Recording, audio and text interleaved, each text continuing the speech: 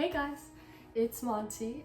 First things first, sorry if I sound a bit congested. I'm getting over a sickness and I really want to make this video because I think the information is important and others might be curious to know, get any tips for the running world. So anyway, that's out there. So I've never really talked about running on my channel before. It's all over my Instagram that I'm on the UCI cross country and track team. I'm the captain this year, so I'm really honored to be given that opportunity. I'm really honored to be given that role for the team. I've just never talked about it on YouTube and stuff because for me, running isn't like, just all of my image. So that's why I focus on other things here too. So I want to openly, honestly talk about what you need to achieve in high school time-wise in order to make it into a D1 running program. And mostly this is just going off of my personal experience, so I'm not saying like it'll be this way forever, or not saying it'll be this way for every situation, but I hope, I think some of my insights might be helpful to know as you're running in high school and curious if you can run in college for D1. Okay, so in high school, I would consider myself more of a track person than a cross-country person. And what I mean by this is just, I think my speed and time shone through more in my track times than cross-country, but I was recruited for both. So just to give some context, that's how my times got me to where I am. So you can do that in relation to yourself too. So in high school, I'm from California and I'm in the Southern Sectional for CIF. And this is just off of coaches and other runners I know, but to give context of how hard that division is, it's one of the harder ones to progress in. So for cross country, I never made it individually through CIF, but with my team, we've made it to CIF finals. And for me, that race was on the Riverside course, not the Mount Sac course, which it is today. Now the teams after me have made it to the state course. I will put in the video where the state course is. I'm just blanking right now where it is. I've personally never made it there. And so you can look at my times and see, I don't know, maybe that's why we didn't make it there. No, I'm kidding, but maybe. But yeah, and then for track, in high school I was an 800 and a mile runner, and mile meaning 1600 meter runner, and I always ran the 800 for CIF. Maybe I would have done better in the mile my senior year, but anyway, not the discussion right now. But every time I went to CIF for track, I went to like CIF prelims for Southern Sectional, and then next would be like Southern Sectional finals before it's state, I believe. But I never made it past CIF prelims with my 800 time. So there's more context. But yeah, that's again with a hard Southern Sectional division for high school in California.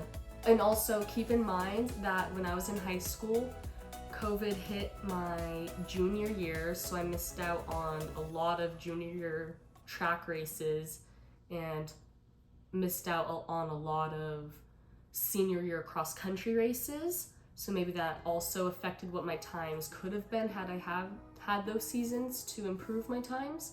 Okay, so for my times, for cross country, for the 3-mile course, this was my sophomore year, for the 3-mile course, on the Riverside course for CIF finals, I ran 18:21, and that's been my PR for 3 miles since.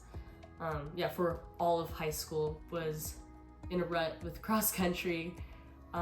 Again, another story, but in a rut cross country junior year, and then senior year didn't really have a season. I came close to that time, but it was a hilly course, and then we just didn't run any more cross-country races after that.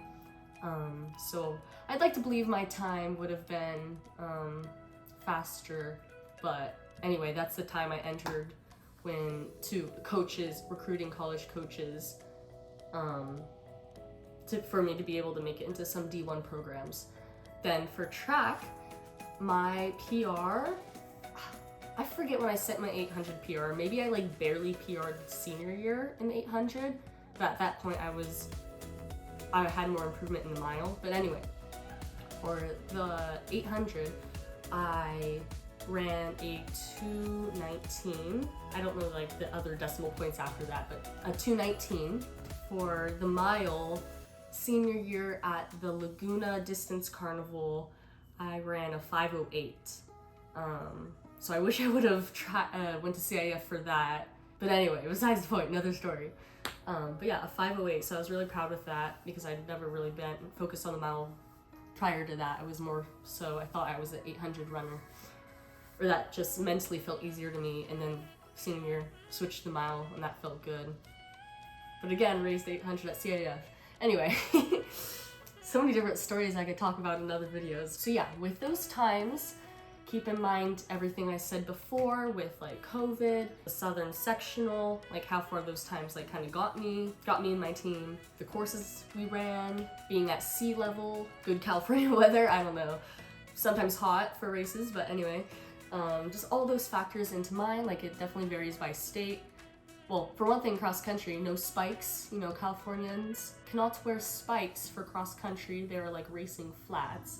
But yeah, so many factors. But with my times, the offers I received were from USC, Pepperdine, and UCI. And you know, here we are today.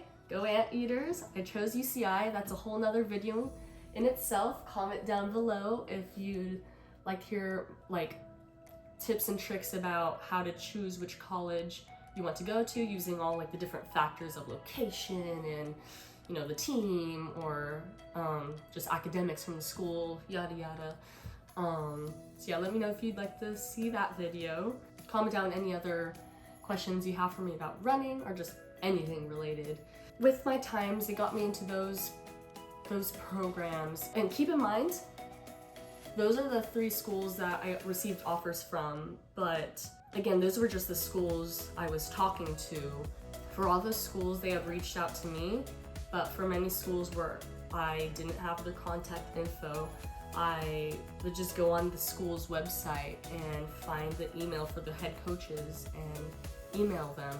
And your emails when you're drafting coaches of your times, you say, you know, hey, your name, bit about yourself, maybe what you're interested in studying, and then your list of PRs or notable races. Say if it was like the Mount Sac course, which is hilly and you're probably not running a PR on it, you list like that time if it's really good. And I want to say that coaches tend to not focus on relay times for track, just because the handoff and it's hard to narrow down what exactly you ran if there's like 3 other people all on your relay team. But you can include them if you think it's really good. Or just throw it in anyway, good or bad. But yeah, they tend to focus on your personal times. Yeah, list of your PRs, notable races, a little bit about yourself, say that you're interested in the program. And yeah, so I sent out a few emails, and keep in mind for me, I only reached out to schools in California. And so some other schools I talked to or tried to reach out were like UC San Diego and UC Santa Barbara. And communication like died out with those schools because they weren't interested in me or weren't interested in my times. And that's okay. It's very subjective what a coach or team can be looking for. Maybe my times when I reached out initially weren't the improved times I finished high school in. So maybe that's why they didn't keep talking to me. But there's so many different factors, and honestly, it can be stressful. But the biggest thing when you're a runner trying to see if you can run D1, I can make a whole nother tips video or things to focus on. But one thing I'll touch on now is that don't run to try to hit a certain time. Run a race like you're wanting to be first. Like, try to actually be first in a race, because the times will follow after that. And I believe if you're having fun with racing and just having more fun in the process of running itself, your times will improve if you just have that better mindset.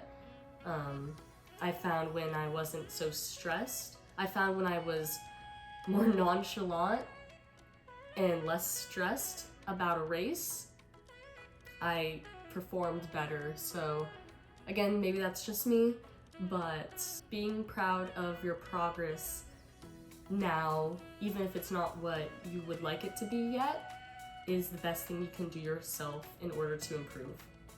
So anyway, drop a comment if you'd like to hear any more tips, or if I missed something you'd like me to cover, anything of that sort.